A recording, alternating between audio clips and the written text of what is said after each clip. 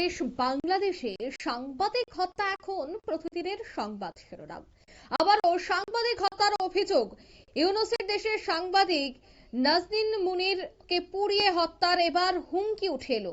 জীবন্ত পুড়িয়ে মারার হুমকির অভিযোগ ছাত্র নেতাদের বিরুদ্ধে। 48 ঘন্টা ধরে চলছে হুমকি ফোন। জানা গেছে যে ইউনূসের দেশে এই কর্মরত সাংবাদিক নাজনীন মুনিরকে জীবন্ত পুড়িয়ে হত্যা করা হবে, এই অভিযোগ বা এই হুমকি ভরা ফোন কিন্তু 48 ঘন্টা ধরে লাগাতার এসে চলেছে বলেই তিনি জানাচ্ছেন। আর এই ঘটনায় সাংবাদিক মহলে চরম উদ্বেগ এবং আতঙ্ক সৃষ্টি হয়েছে।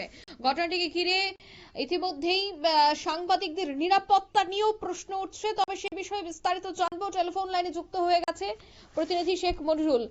মনিরুল, কিছু ছাত্র নেতাদের বিরুদ্ধে এই হুমকি দেওয়ার অভিযোগটি উঠেছে, কি জানতে পারছো এই মুহূর্তে বাংলাদেশ থেকে? দেখো, প্রথম আলো বা ডেইলি স্টার পত্রিকা যেভাবে জ্বালিয়ে দেওয়া হয়েছিল সেই একই কায়দায় জ্বালিয়ে দেওয়া হবে নাজনীন মুন্নি। তিনি বাংলাদেশের গ্লোবাল টিভির একজন সাংবাদিক। তিনি নিজে তার সোশ্যাল মিডিয়ায় তিনি নিজে পোস্ট করে জানিয়েছেন যে বৈষম্য বিরোধী আন্দোলনের মহানগর শাখা কমিটির নাম করে 7 থেকে 8 জন আমার অফিসে এসে হুমকি দিয়ে গেছে, চাকরি না ছাড়লে অফিসে প্রথম আলো ডেইলি স্টারের মতো আগুন ধরিয়ে দেবে। অর্থাৎ এই বৈষম্য বিরোধী ছাত্র নেতারা আমরা জানি তারা কিন্তু সবাই কম বেশি এনসিপির সঙ্গে যুক্ত, এবং হাসিনার যে উৎখাত সেই উৎখাত কিন্তু প্রথম আন্দোলন করেছিল এই বৈষম্য বিরোধী ছাত্রছাত্রীরা। সেই বৈষম্য বিরোধী ছাত্রছাত্রীরা এবার সরাসরি বাংলাদেশের গ্লোবাল টিভির সাংবাদিক নাজনীন মুন্নিকে অফিসে এসে প্রথমে 72 ঘন্টা আগে তাকে হুমকি দিয়ে যায়।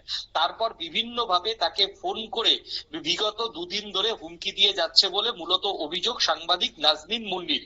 এবং ইতিমধ্যেই বিষয়টি তার অফিসের থেকে ঢাকা মেট্রোপলিটন পুলিশের কাছে জানানো হয়েছে, কমপ্লেন করা হয়েছে, কিন্তু এখনো পর্যন্ত এই ঘটনায় গতকাল রাত পর্যন্ত কিন্তু কাউকে গ্রেপ্তার করতে পারেনি।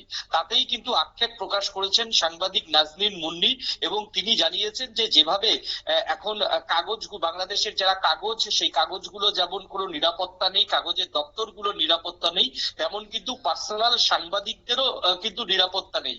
একদিকে উল্টো মত নিয়ে যদি কিছু লেখা হয় তাহলে রাষ্ট্রের তরফ থেকে সাংবাদিকদের জেলে নিয়ে যাওয়া হচ্ছে, হেনস্থা করা হচ্ছে।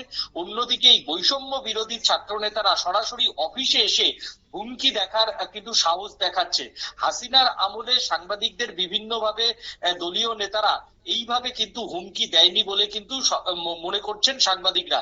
ইতিমধ্যেই তোমার সাংবাদিকরা এই বিষয়ে ঢাকা প্রেস ক্লাবের সামনে একটি বিক্ষোভ কর্মসূচি নিয়েছে বলে এখনো পর্যন্ত জানা যাচ্ছে। তবে ঢাকার যারা সাংবাদিক তাদের মধ্যে কিন্তু একটা চরম কিন্তু এখন আতঙ্ক তৈরি হয়েছে যে সরকারের বিরুদ্ধে বা কোনো ছাত্র নেতার বিরুদ্ধে প্রশ্ন ছুড়লেই কিন্তু তাদেরকে এইভাবে এখন হুমকি দেওয়া হচ্ছে। তাতে আগামী দিনে সাংবাদিকদের কাজ বা পেশাদারিত্বে চরম ভাবে প্রভাব পড়বে বলে কিন্তু মনে করছেন বাংলাদেশের সিনিয়র জার্নালিস্টরা। একদম, ধন্যবাদ। অর্থাৎ সাংবাদিক মহলেও কিন্তু একটা চরম উত্তেজনা এবং নিরাপত্তা নিয়ে প্রশ্ন উঠছে, কারণ একদিকে যখন প্রথম আলো এবং আরো বেশ কয়েকটি নামি দামি বিভিন্ন অফিসে হামলা হুজ্জতি চালানো হয়, তার মধ্যে আবারও সাংবাদিকদের এইভাবে হুমকি ভরা ফোন, তাতে কিন্তু আবারও সাংবাদিকদের নিরাপত্তা নিয়ে প্রশ্ন উঠছে। নিয়ে নিচ্ছি ছোট্ট একটি বিজ্ঞাপন বিরতির, সঙ্গে থাকুন।